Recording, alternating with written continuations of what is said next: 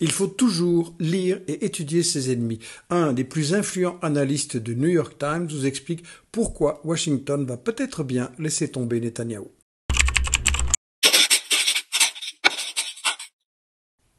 Thomas Friedman, j'ai souvent parlé de lui dans mes livres, nous dit « Netanyahou a fait passer ses intérêts personnels avant ceux d'Israël et de l'Amérique. Pourquoi ?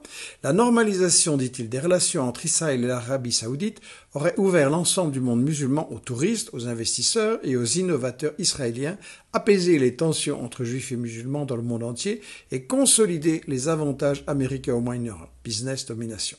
La structure, explique-t-il, de l'alliance actuelle entre les États-Unis, les Arabes et Israël a été établie par Nixon et Kissinger pour faire de l'Amérique, écoutez bien, la puissance mondiale dominante dans la région, ce qui a servi nos intérêts géopolitiques et économiques depuis.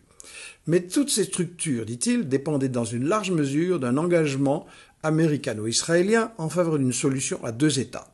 Cependant, dit-il, le gouvernement Netanyahou a fait de l'annexion de la Cisjordanie la priorité lorsqu'il est arrivé au pouvoir fin 2022, bien avant l'invasion vicieuse du Hamas le 7 octobre 2023, plutôt que de la structure de sécurité et de paix des États-Unis pour la région. Bien sûr, Friedman ment. L'invasion, c'est pas le 7 octobre, c'est Israël depuis 1948. Mais plusieurs aveux importants, non ? 1. La soi-disant solution à deux États vise à garantir la domination d'Israël et surtout des États-Unis dans tout le Moyen-Orient. 2. Pour ça, il leur faut des Palestiniens bien dociles, pas des résistants.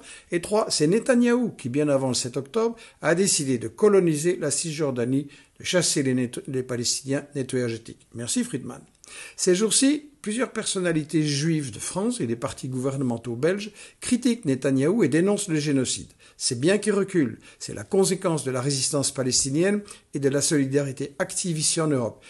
Eux veulent sauver Israël, État colonial, par une autre stratégie, mais ça montre que Netanyahou perd du terrain, Trump est inquiet, et donc nous devons renforcer la bataille de l'info, rester vigilants pour une vraie solution, pas juste une pause dans l'agression coloniale. Merci.